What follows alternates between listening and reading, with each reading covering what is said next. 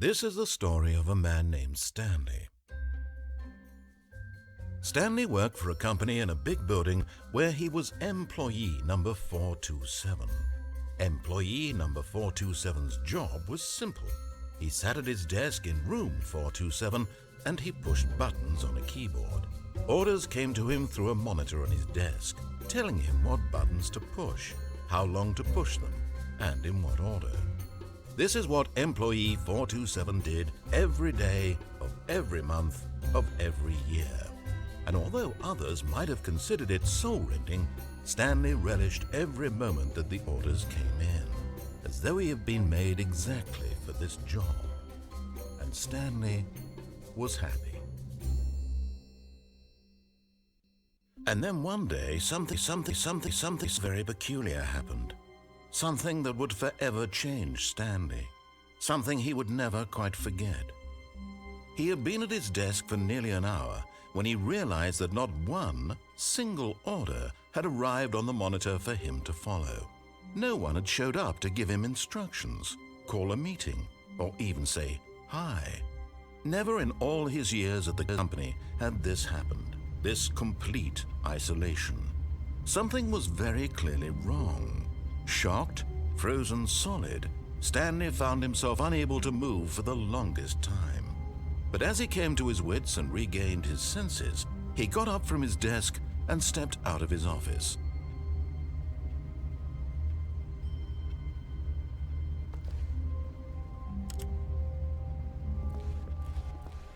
All of his co-workers were gone. What could it mean? Stanley decided to go to the meeting room. Perhaps he had simply missed a memo.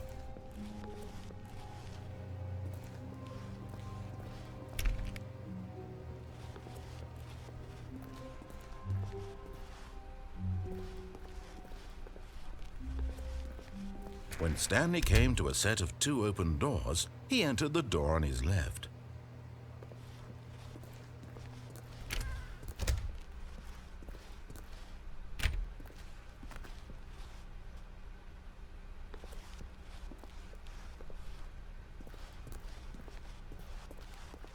Yet there was not a single person here either.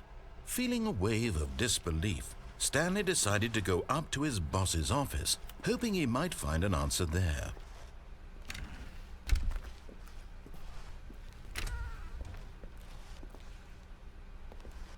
Stanley stepped into the broom closet, but there was nothing here, so he turned around and got back on track.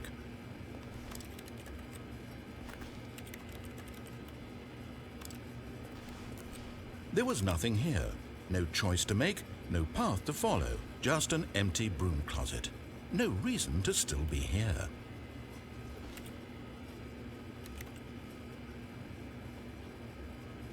It was baffling that Stanley was still just sitting in the broom closet. He wasn't even doing anything. At least if there was something to interact with, he'd be justified in some way. As it is, he's literally just standing there doing sweet FA.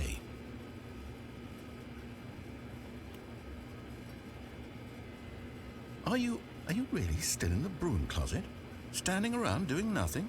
Why? Please offer me some explanation here. I'm genuinely confused.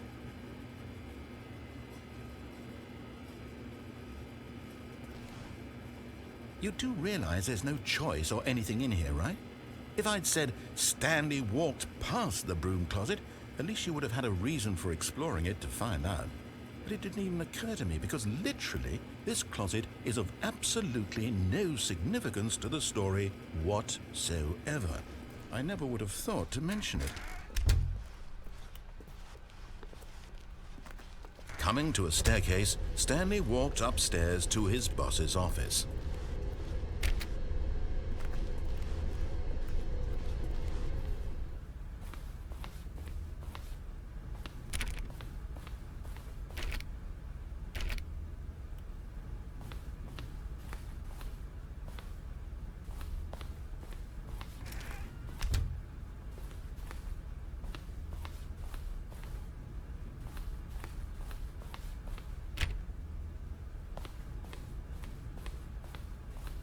Stepping into his manager's office, Stanley was once again stunned to discover not an indication of any human life.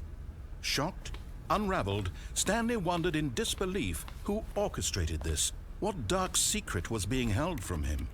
What he could not have known was that the keypad behind the boss's desk guarded the terrible truth that his boss had been keeping from him. And so the boss had assigned it an extra secret PIN number, 2845. But of course, Stanley couldn't possibly have known. Yet incredibly, by simply pushing random buttons on the keypad, Stanley happened to input the correct code by sheer luck. Amazing. He stepped into the newly opened passageway.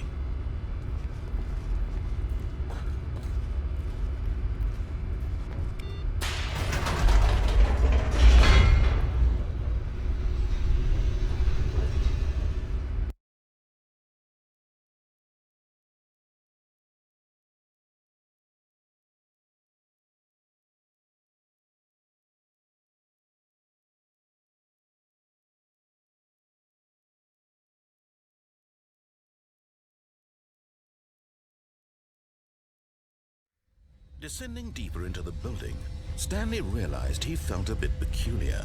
It was a stirring of emotion in his chest, as though he felt more free to think for himself, to question the nature of his job. Why did he feel this now, when for years it had never occurred to him? This question would not go unanswered for long.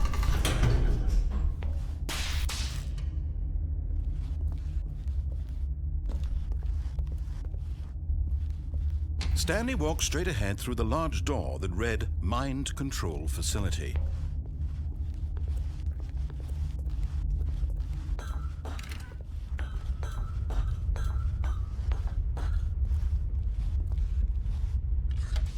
The lights rose on an enormous room packed with television screens. What horrible secret did this place hold? Stanley thought to himself. Did he have the strength to find out?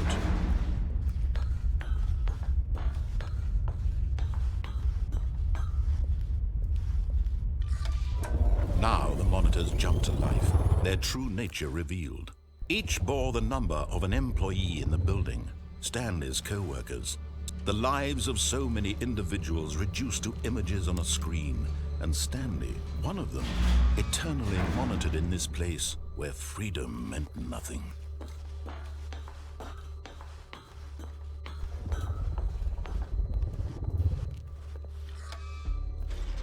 This mind control facility, it was too horrible to believe. It couldn't be true. Had Stanley really been under someone's control all this time? Was this the only reason he was happy with his boring job? That his emotions had been manipulated to accept it blindly? No, he refused to believe it. He couldn't accept it. His own life in someone else's control? Never! It was unthinkable. Wasn't it? Was it even possible? Had he truly spent his entire life utterly blind to the world? But here was the proof, the heart of the operation. Controls labeled with emotions, happy or sad or content, walking, eating, working, all of it monitored and commanded from this very place. And as the cold reality of his past began to sink in, Stanley decided that this machinery would never again exert its terrible power over another human life, for he would dismantle the controls once and for all.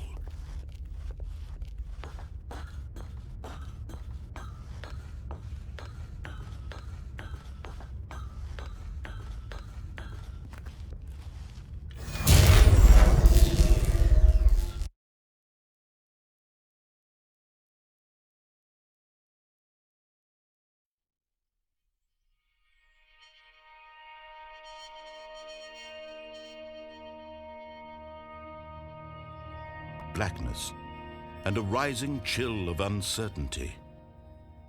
Was it over?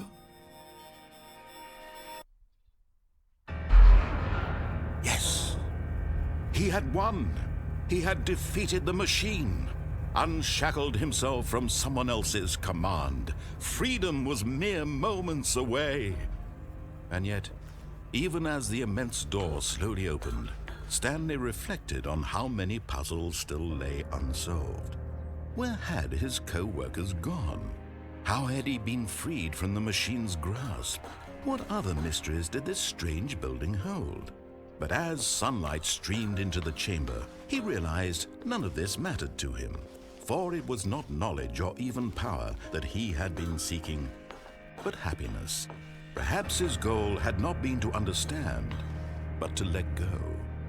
No longer would anyone tell him where to go, what to do, or how to feel. Whatever life he lives, it will be his.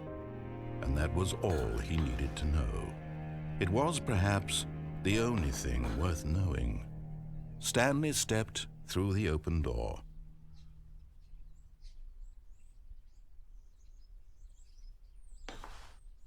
Stanley felt the cool breeze upon his skin, the feeling of liberation, the immense possibility of the new path before him. This was exactly the way, right now, that things were meant to happen. And Stanley was happy.